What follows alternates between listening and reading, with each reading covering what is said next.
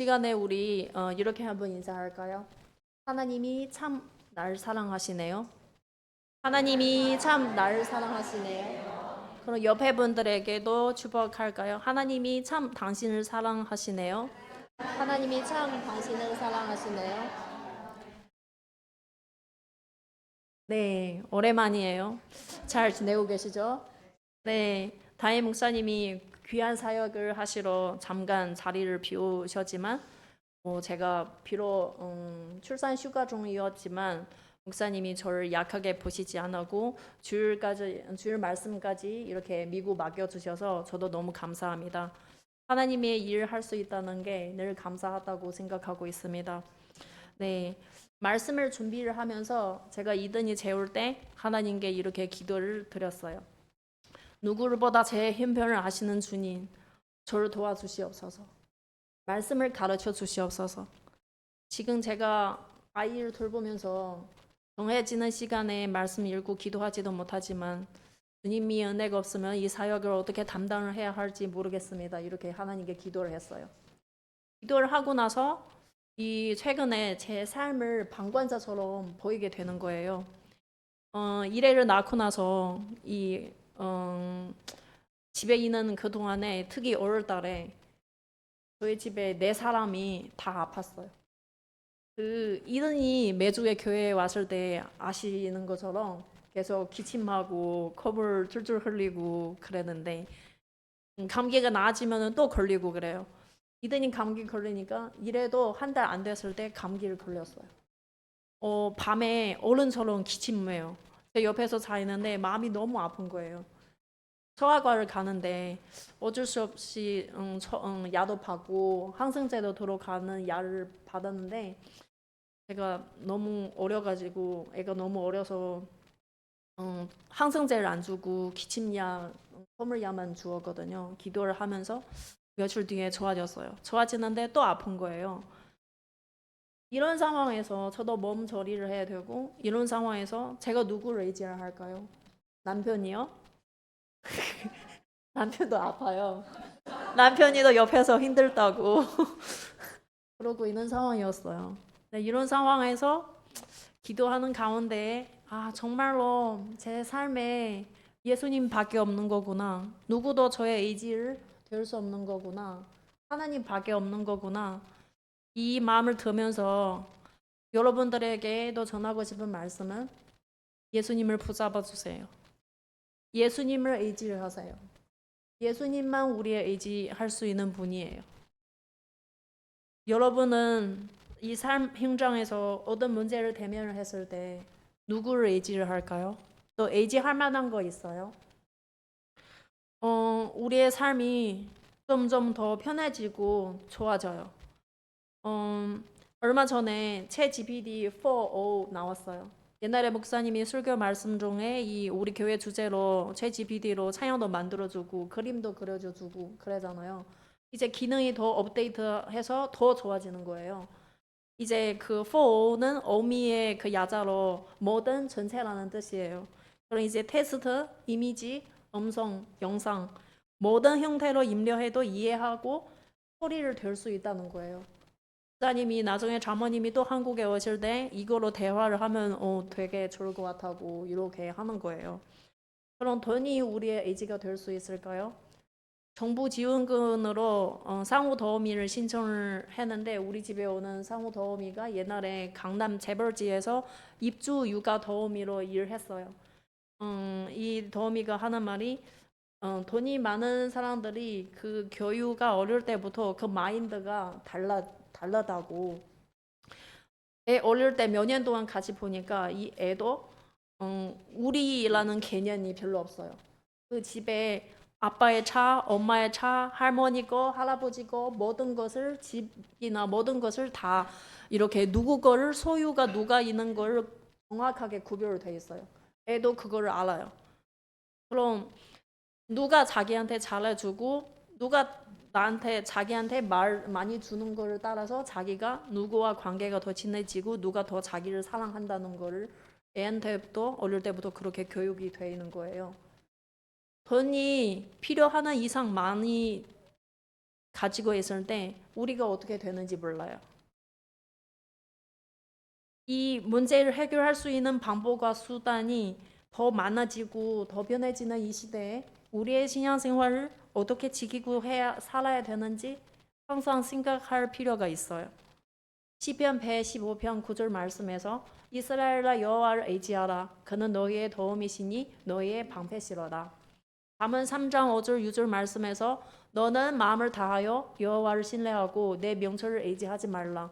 너는 범사의 그를 인정하라. 그리하여 내 길을 인도하시니라. 아멘.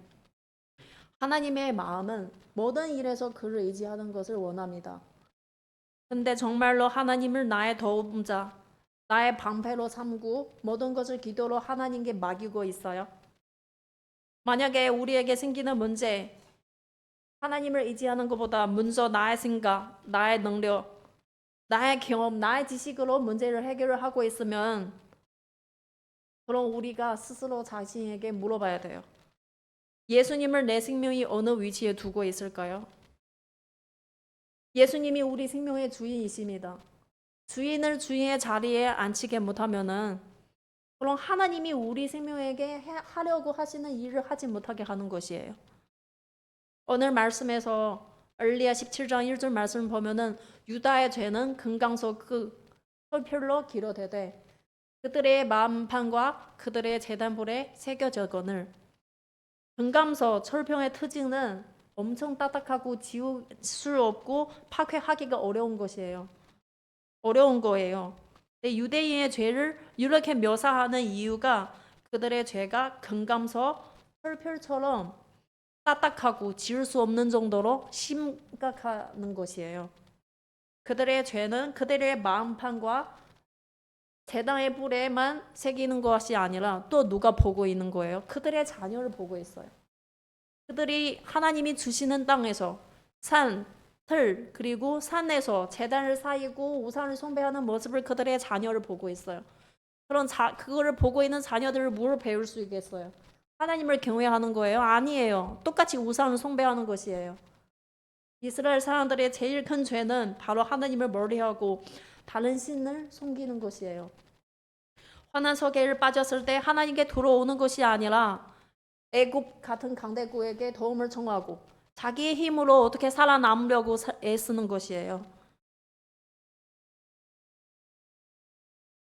하나님을 항상 사랑과 자비를 그들을 인도를 해주셨어요. 근데 하나님을 잊어버리는 거예요. 3절, 4절 말씀을 보면은 하나님이 그들에게 주시는 땅, 하나님이 어떻게 다시 거둬주시는 거예요. 하나님이 그들에게 주시는 재산, 보물, 산당들 다 노래를 당하고 하나님이 그들에게 주시는 상업을 하나님이 손을 떼실 것이다. 알지 못하는 땅에서 내 원수를 섬기게 하게 하고 너의 생활을 살게 되는 거예요. 에레미야 선지자를 통해서 그들에게 말씀하셨어요. 이렇게 하나님을 멀리하고 자기의 능력으로 살다가 그들의 결과가 어떻게 되는지 우리 5절, 6절 말씀을 함께 보겠습니다. 같이 읽을까요? 여호와께서 이와 같이 말씀하시리와 무릇 사람을 믿으며 유신으로 그의 힘을 삼고 마음이 여호와께서 떠나 그 사람은 저주를 받을 것이라. 그는 사막의 떨기나무 같아서 좋은 일 오는 것을 보지 못하고 광야 간청한 곳 건강한 땅 사람이 살지 않는 땅에 살리라. 아멘. 하나님을 의지하지 않은 사람은 어떻게 되는 거예요? 하나님께 저주를 받아요. 옹격하죠. 말씀에서 항상 옹격하게 우리에게 알려져 있어요. 근데 우리가 왜 항상 예수님을 의지할 수 없을까요? 우리 의지 못하는 것은 우리의 믿음의 문제예요. 또 우리 마음의 습관 문제예요. 우리의 행동이 다 마음에 관해 있어요. 우리가 이렇게 행하는 것은 우리의 마음이 어떻게 생각하는지 달려 있는 거예요. 하나님을 의지를 하지 못하면은 계속 거승의 길을 갈 수밖에 없는 거예요. 하나님을 의지하지 않으면은 실망할 수밖에 없는 거예요. 우리의 모든 일에서 하나님을 의지를 해야 돼요. 여태까지 우리가 살아왔는데 하나님을 의지하지 않았을 때 우리가 얼마나 고생하고 힘드는 거 수없이 경험해봤잖아요. 근데 왜 계속 하나님을 먼저 생각하지 못하고 의지하지 못하고 있을까요? 생각해야 되는 거예요. 우리의 마음이 하나님께 맡겨야 되는 거예요. 하나님이 우리의 마음을 지켜주셔야 되는 거예요. 우리의 마음은 사실 또 우리가 통제할 수 없어요. 내가 하고 싶은 일을 하지 못하는 게 그게 사람의 그 연약함이에요. 바울도 그렇게 말했어요. 왜 내가 행하고 싶은 일을 행하지 못하느냐? 내 마음에 다른 유리이고 다른 애이 있다는 거, 다른 생각이 있다는 거예요. 그게 바로 우리의 연약함, 우리의 죄예요. 그래서 하나님께서 우리의 마음을 지켜를 해달라고 해야 되는 거예요. 시편 14편 6절 말씀, 다른 신에게 예물을 드리는 자는 파괴로움이 더할 것이라. 하나님을 의지하지 않았으면은 그럼 우리 가는 길 더 힘들어지고 우리가 자꾸 되려고 하는 거 노력해도 되질 않은 거예요. 실망이에요. 부끄러움을 당하는 것이에요. 하나님을 의지하지 않으면. 정말로 하나님께서 우리의 마음을 지켜주시기를 소망합니다. 매일매일 우리에게 일어나는 크고 작은 일, 모든 일에서 하나님을 인정하고 의지하기를 바랍니다. 주 밖에 우리에게 복이 없다는 것은 말씀에서 이미 우리에게 알려져 있어요. 하나님이 없으면 우리 아무것도 못하는 것입니다. 하나님이 없으면 우리가 못 살 것입니다. 반대로 하나님을 의지를 하면 어떻게 될까요? 7절 말씀에서 하나님을 의지하는 사람은 복을 받을 것이다.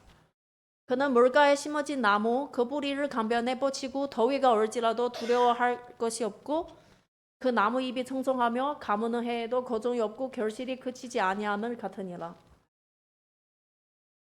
결핍한데도 열매를 맺은 것이에요. 하나님이 의지할 때. 많을 때 외적인 환경이 우리가 컨트롤할 수 없어요. 마침 더위가 올 수 있고 가는 해에도 만날 수 있어요. 우리가 이런 것은 우리가 예상할 수 없고 통제할 수 없는 일이에요. 하지만 우리가 할 수 있는 것은 우리의 뿌리를 물가에 심는 것을 선택할 수 있는 거예요. 우리의 모든 것을 주님께 맡기겠다. 우리 이렇게 결심할 수 있다는 거예요. 그런 상황이 안 좋아 보이고 도전이 클지라도 함께 하시는 하나님이 우리를 지켜주시고 도와주실 겁니다. 왜냐하면 하나님을 의지하는 사람이 물가에 심어진 나무처럼 더위가 와도 두렵지 않고 입이 청청하고 가무는 해에도 거침없이 열매를 맺어요. 말씀에서 우리에게 알려져 있어요. 하나님은 선하신 분이시고 신실하신 분이에요. 말씀하시는 대로 반드시 이루어주시는 분이에요. 그래서 여러분 뭘 때문에 근심하고 힘들고 있을까요? 그럼 하나님을 의지를 해보세요. 기도로 모든 것을 하나님께 맡기세요. 이사야 26장 3절 말씀 함께 읽겠습니다. 주께서 심지가 건강한 자를 평강하도록 지키시리니 이는 그가 주를 신뢰함이니라. 아멘. 주님을 의지하면은 주님이 의지하는 사람에게 평강하도록 하나님께서 지켜주실 거예요. 하나님을 의지할 때 우리가 반드시 실망하지 않고 부드러움이 당하지 않을 것입니다. 다윗이 하나님을 의지할 줄 아는 사람이에요. 다윗이 거인 골리앗을 대면했을 때 전혀 두렵지 않았어요. 사무엘상 17장 말씀을 보면은 골리앗 키는 여섯 굽이 한 뼘이요 머리에 너 두를 서고 몸에 비늘 갑옷을 입었으니 그 갑옷의 무게는 너 5천 세겔이며 이 골리앗의 키가 여섯 굽이 한 뼘이 그게 얼마 크는지 아세요? 292.5cm예요. 하민이 192cm가 되잖아요. 그럼 하민이보다 더 100cm를 큰 거예요. 하민이 어디 갔어요? 그리고 이 걸리아가 입는 그 가옷은 오늘 우리의 계량 단위로 계산을 해보면 57kg예요. 그 어깨에 매는 창 자루과 창날 합치면 17kg예요. 그럼 이 이스라엘 사람들이 두려워하는 이유가 걸리앗 거대만 보하고 하나님의 위대하심을 보지 못하는 거예요. 이 걸리앗을 보고 자기의 연약함을 비교를 했을 때 두려워할 수밖에 없어요. 근데 걸리앗을 하나님과 비교를 해보면은 걸리앗은 아무것도 아니에요. 이스라엘 사람들이 골리앗을 잘 알지만 하나님을 몰라요. 근데 다윗이는 하나님을 너무 정확하게 잘 알아요. 왜냐면 하나님의 은혜를 많이 경험했어요. 다윗이 소년이었을 때, 양치는 소년이었을 때 하나님이 그를 사자의 발톱과 곰의 발톱에서 건져내주셨어요. 그때 구해주시는 하나님이 이번에도 반드시 블레셋 사람 손에서 자기를 건져내주신다는 것을 다윗이 믿어요. 그래서 모든 사람이 눈 앞에 있는 큰 장애물을 보고 펄펄 떨고 두려워할 때 다윗이 믿음으로 골리앗의 미래를 먼저 보았어요. 히브리어 11장 1절 말씀은 믿음은 바라는 것들의 실상이요 보이지 않는 것들의 증거니. 이게 무슨 뜻이냐? 믿음은 우리가 바라는 것들의 실제 모습이에요. 미래를 가상하는 것이 아니라 실제적인 미래를 이루기 전에 문조를 화신하는 것이에요. 하나님이 어떻게 우리를 도와주시고 어떻게 우리를 구하는지 우리가 모르지만 우리가 해야 하는 것을 주님을 의지를 해야 하는 거예요. 그게 하나님이 우리에게 바라는 마음이에요. 항상 우리의 마음에 하나님을 중심으로 둬야 되는 거예요. 하나님을 의지하는 사람에게 실망이 없고 부끄러움이 없는 거예요. 앞에 제가 우리 다 아팠다고 그동안 다 아팠다고 하잖아요. 저도 감기 심하게 걸려가지고 비염이 되고 비염이 올라 있는데 이번에 더 심해진 거예요. 추농증이 되는 거예요. 근데 제가 한 거의 10일 가까이 냄새를 못 맡고 맛을 못 맡았어요. 맨날 콧물이 계속 흘리고 나오고 너무 힘든 거예요. 눈물까지 나오고 그런 거예요. 이렇게 아플 때 당연히 그럼 병원을 가야지. 병원을 가봤어? 남편님도 옆에서 병원 빨리 가봐요. 이렇게 간 거예요. 저도 이비인후과를 갔어요. 가는데 정상적으로 치유를 해도 지금 상태가 최소 2주를 걸려요. 왜냐면 얼굴 사진을 찍었는데 여기 다 하얘진 거예요. 염전 부기 때문에 다 뚫리는 것이 아니. 그래서 냄새도 못 맡고 맛을도 못 맡은 거예요. 맛도 안 느껴진 거예요. 근데 제가 모유 수유하니까 약을 3개 쓰지를 못하니까 항생제도 엄청 가벼운 거. 그럼 2달을 봐야 된다고 해서 4일 한 번씩 오라고 그 선생님이 그랬어요. 그래서 약을 받고 집에 가는데 약을 너무 먹기 싫은 거예요. 약을 먹고 졸려요. 비염이야 되겠어요. 제가 잠을 잘 못 자니까 밤에 이래가 깨면은 또 먹이고 재우고 그런 상황이어가지고 그 약을 먹고 졸린데 못 자니까 더 힘든 거예요. 그래서 하나님께 기도를 했어요. 주님, 제가 지금 약을 먹을 수 있는 상황 아니에요. 그리고 약을 먹고 애한테도 영향이 줄까봐 걱정이 되고 하나님 저를 치유해 주세요. 저를 나아지게 해주세요. 이게 사람과 이렇게 얘기를 할 때 계속 콧물 났고 말할 때도 비응 그런 말투가 있으면은 보기가 좋지 않아요. 하나님께 저를 치유해 주세요. 기도하고 저 약을 안 먹겠다고 하나님께 의지를 하겠다고 모르는 사이에 냄새랑 맛을 다 정상으로 들어왔어요. 다시 병원에 가서 확인하지도 않았어요. 2번을 가고 나서 더 이상 안 간 거예요. 우리가 이렇게 하나님께 의지를 할 때 하나님이 우리의 마음을 실망을 시키지 않은 거예요. 아플 때 당연히 병원을 가고 치료를 받아야 되지만 그러지 못하는 상황에 우리가 하나님 밖에 의지할 수밖에 없어요. 제가 목사님이 안 계시는 동안에 새벽 기도도 나와야 되잖아요. 그럼 걱정이 되는 거예요. 이래가 밤에 제 잠을 이래한테 달려 있어요. 이래가 자야 제가 자고 이래 깨면 저도 일어나야 되는 거예요. 새벽 기도 일찍 나와야 되는데 어떻게 이렇게 잘 할 수 있는지 저도 기도하고 저희 엄마도 기도를 해줘요.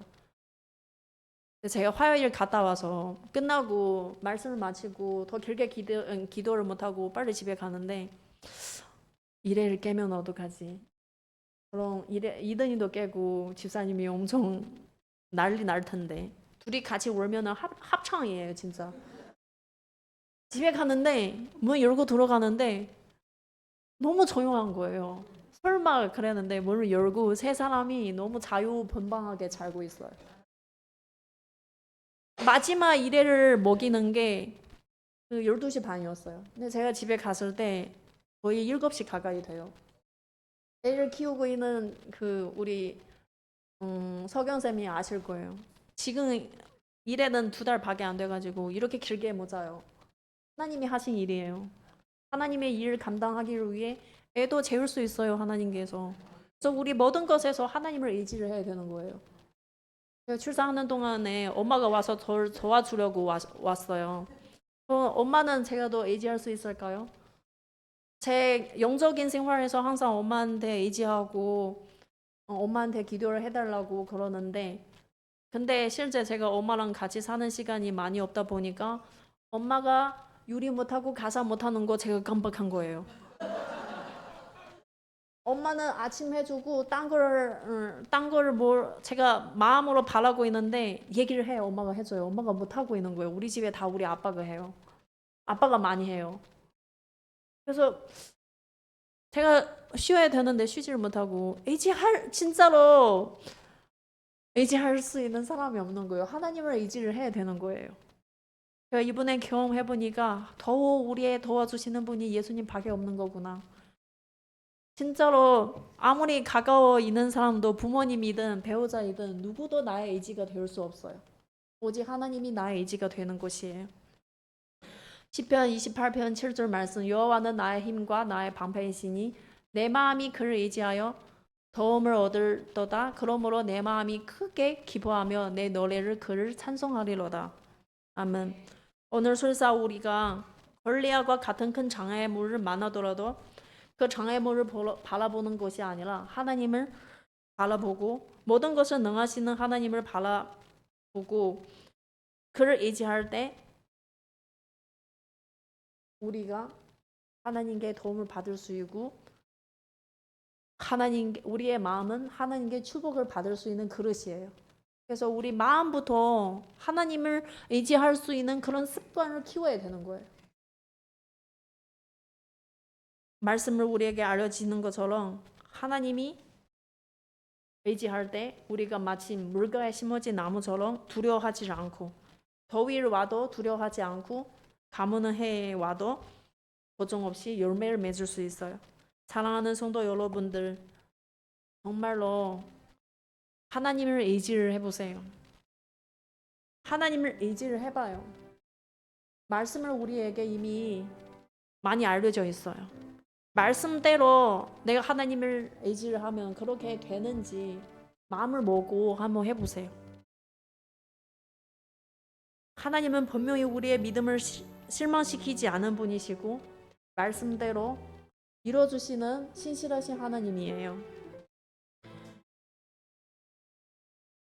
하나님이 그를 의지하는 사람이 평강하도록 지켜주시는 것이고 우리의 마음이 크게 기뻐하고 슬픔과 근심에서 기쁨으로 바꿔주시는 분이에요.